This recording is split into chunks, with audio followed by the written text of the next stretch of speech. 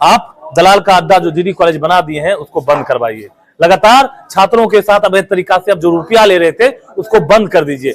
कई मेहनत के बाद 2 दिन का पीजी का डेट आया और मैंने कहा इस डेट में आप एडमिशन ले लीजिए। अगर एडमिशन नहीं लेते हैं हजारों बच्चा भटक रहे हैं एडमिशन के नाम पर। विभिन्न समस्याओं जब से प्रधानाचार्य आए हैं 3 साल पूरा हो गया, 3 साल का अभी लेखा जोखा कुछ नहीं है। अरबों रुपया ये घोटाला करके बैठ गए हैं, कोई देखने वाला नहीं है। मैं सीधे तौर पे आज के आंदोलन से कहना चाह रहा था कि आप 3 साल का हमें आय ब्यौरा दे और अराजकता का जो माहौल जीडी कॉलेज कैंपस में बना हुआ है, छात्रों के साथ लगातार छेड़खानी जो होता है इस पे रोक लगाए। आज लगभग सैकड़ों छात्रा उग्र हो गई थी और हमारे झंडा के बैनर के माध्यम से आज आए और आज आंदोलन के माध्यम से सब प्रधानाचार्य को काम पर बता दिया अगर आप होश में नहीं आइएगा तो हम लोग होश में ला देंगे। हमारा संगठन आजादी से पहले भी अंग्रेजों के साथ लड़ा था, अभी भी हम लोग लड़ने का काम किया हूं। जब तक छात्र को न्याय नहीं मिलता है, छात्र के साथ निःशुल्क शिक्षा नहीं होता है, तब तक हम लोग आंदोलन करते रहेंगे।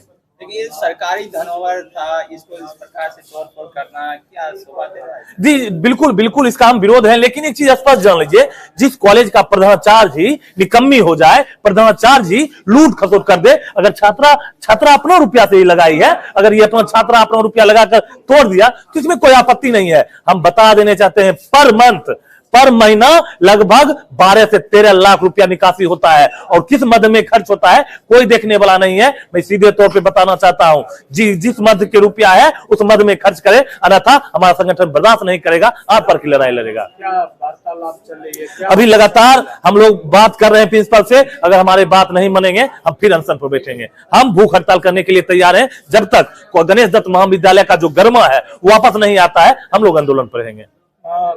2 दिन पहले भी आपने पीजी में नामांकन को लेकर नामा किए थे, विरोध प्रदर्शन किए थे, क्या उस पर क्या विचार? निश्चित तौर पे हम तो छात्र हित में हैं, हम छात्र हित के लिए हर कदम उठाने के लिए तैयार है, छात्र हित के लिए हर संभव लाने के लिए तैयार है। आपने देखा परसों रात तक हम लोग आंदोलन किए थे, वहां से आप एडमिशन ले लीजिए, आज लास्ट डेट है, लेकिन दुर्भाग्य है अभी तक एडमिशन नहीं लिए। लगातार सैकड़ों छात्रा, कोई रोसड़ा, कोई समस्तीपुर, कोई दरभंगा, कोई मधुबनी की छात्रा भटक रही है एडमिशन के नाम पर। बेगूसराय के खास करके हजारों छात्रा पीजी में एडमिशन के लिए भटक रहे हैं, लेकिन देखने वाला कोई नहीं है। हमारे प्रधानाचार्य, हमारे एडमिशन इंचार्ज, हमारे तमाम जो भी मेन प्रोफेसर है वो खेल रहे हैं कोना। छात्रा भटक रही है, कोई देखने वाला नहीं है। सीधे तौर पे ये आंदोलन के माध्यम से मैं आगाह करने के लिए आया हूं, अगर आप नहीं होश में आइएगा तो अभी हम शांतिपूर्ण में आंदोलन किए हैं, छात्रा आपको तोड़फोड़ किया है, हम आगजनी भी करेंगे। अगर छात्र हित में आप छात्र के साथ शोषण कीजिएगा, मैं बर्दाश्त करने योग्य नहीं हूं। हमारा संगठन कल भी अंग्रेजों के खिलाफ लड़ा था और छात्रों के समर्थन में लड़ा था, आज भी लड़ रहा है, लगातार लड़ने का काम करेंगे। अमरीश कुमार जिला अध्यक्ष है सर। लगातार जीडी कॉलेज में कॉलेज के प्रिंसिपल को बताया जा रहा है कि पीजी में 2 दिन का डेट मिला, जिसमें से कोई भी काम नहीं हुआ। 2 दिन का डेट मिला, दोनों में कोई भी काम नहीं। AISF के जितने भी छात्र नेता हैं, भैया लोग हैं, वो सभी रात तक यहाँ रुके रहे कि एडमिशन ले लीजिए, लेकिन एडमिशन नहीं लिया गया। उसके बाद जब कोई भी प्रिंसिपल हो, टीचर हो, अपने केबिन में नहीं रहते हैं। जब आप उनके केबिन में जाइएगा तो वहाँ पे कोई भी नहीं रहता है। उसके बाद यहाँ पे सब पैसे पे काम हो रहा है। बच्चा मार्कशीट लेने गया, बोल रहा है वहाँ पे 1000 रुपया दो तब मार्कशीट दिया जाएगा। एडमिशन के समय इतना पैसा लगेगा तब तुम्हारा एडमिशन होगा। यहाँ पे छात्राओं को फ्री में एडमिशन का बात हुआ, यहाँ 5000 10,000 रुपया लेके एडमिशन हो रहा है। जब तक हमारा मांग पूरा नहीं किया जाएगा तब तक उनको बंधक बना के रखा जाएगा। Shivani Kumari, AISF SBSS college की उपाध्यक्ष। में क्या हुआ है, किस तरह का वार्तालाप? जो हमारा डिमांड था, महाविद्यालय में लगातार शैक्षणिक अराजकता कायम है, महाविद्यालय दलालों का अड्डा बन चुका है, महाविद्यालय लूट खसोट का अड्डा बन चुका है। यहाँ पढ़ाई जीरो के नाम पर है, बच्चे सुरक्षित नहीं है, न जाने क्या क्या महाविद्यालय में होता है और उन तमाम चीजों में हमारे कॉलेज के प्राचार्य पूरी तरह से लापरवाह हैं, जिसके वजह से दिन ब दिन इस तरह की घटनाएं घट रही है। छात्र अपने आप को महाविद्यालय कैंपस में असुरक्षित महसूस कर रही है। आपको पता होगा कि पिछले साल पीजी में पूरी तरह से सीट खाली रह गया था और बच्चे नामांकन के लिए दर दर भटकते रह गए। और इस बार भी वही हुआ कि पीजी में नामांकन में सीट खाली है और बच्चे नामांकन के लिए दर दर भटक रहे हैं। अभी उन तमाम सवालों सहित कॉलेज कैंपस में जो सुविधा होनी चाहिए उन सुविधाओं को लेकर हमारा संगठन ऑल इंडिया स्टूडेंट्स फेडरेशन यहाँ पर प्रदर्शन किया, रोषपूर्ण प्रदर्शन किया और प्राचार्य को AISF के इस आंदोलन के आगे घुटने टेकना पड़ा और प्राचार्य को तमाम मांगों को मांगना पड़ा।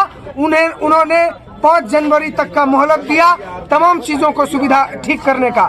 हमने प्राचार्य से मांग किया कि वो मूर्ति के नाम पर वो सर्वदलीय बैठक बुलाते हैं, नामांकन के नाम पर वो सर्वदलीय बैठक बुलाते हैं, लेकिन कैंपस के अंदर कैसे दलाल खत्म हो, कैंपस के अंदर दलाली कैसे खत्म हो, इसके लिए उनको सर्वदलीय बैठक बुलाना चाहिए।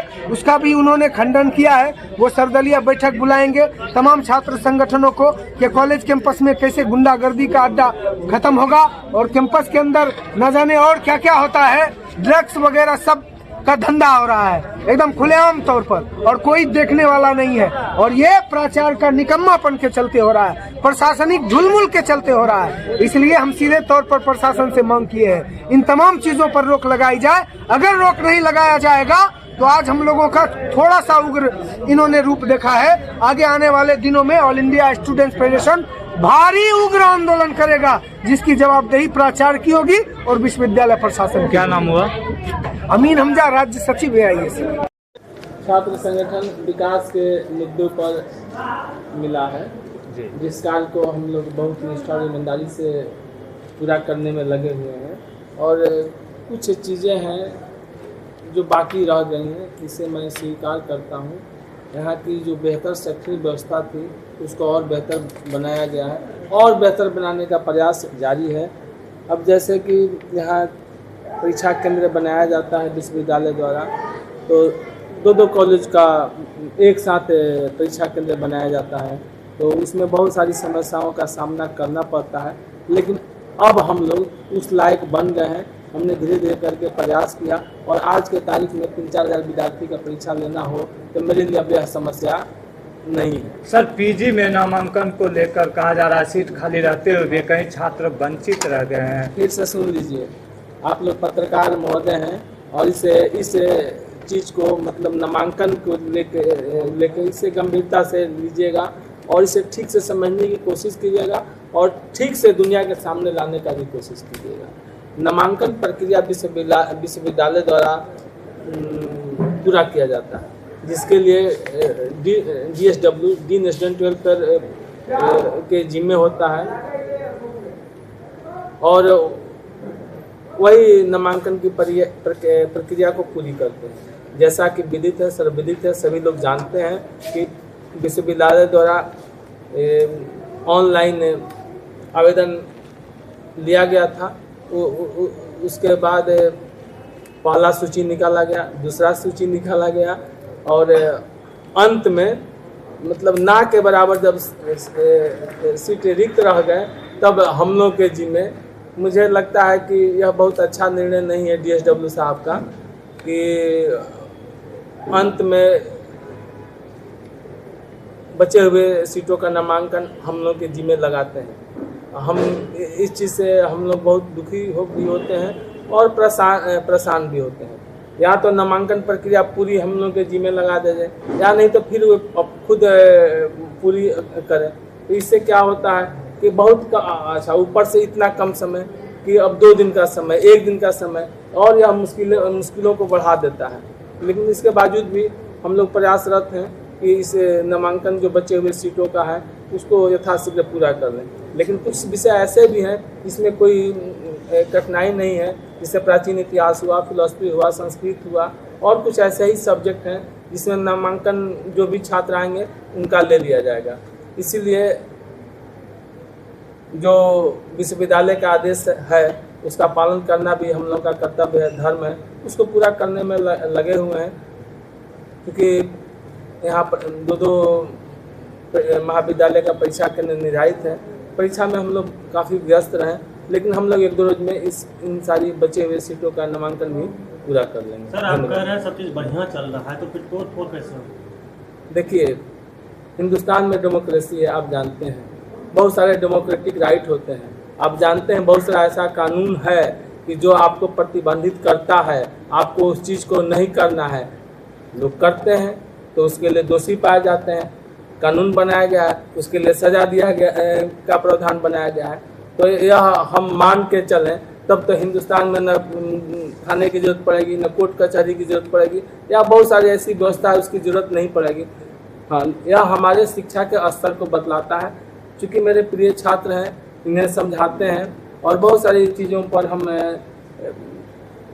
एक अच्छे निर्णय और समझदारी का परिचय देते हैं और अपने विद्यार्थियों को समझाने में सफल भी होते हैं। बहुत सारी समस्याओं का निदान हम लोग निकाल लेते हैं। मेरा मानना है कि हिंदुस्तान में डेमोक्रेसी है और वार्तालाप से ही बहुत सारी समस्याओं का निदान निकलता है। मेरा अपना निजी अनुभव है कि जिन समस्याओं का समाधान वार्तालाप से नहीं निकल पाता है या जिन समस्याओं का निदान युद्ध के द्वारा होता है, तो वह समाज बेहतर नहीं होता है, उस समाज में अशांति रहती है। लेकिन जिस समाज में वार्ता के बल पर निदान निकाला जाता है, तो वह एक सभ्य और शिक्षित समाज माना जाता है। और ऐसे ही प्रयास, चूँकि हम लोग शिक्षक हैं और मेरा विद्यार्थी है, विद्यार्थी को समझाने ही के लिए शिक्षक होते हैं।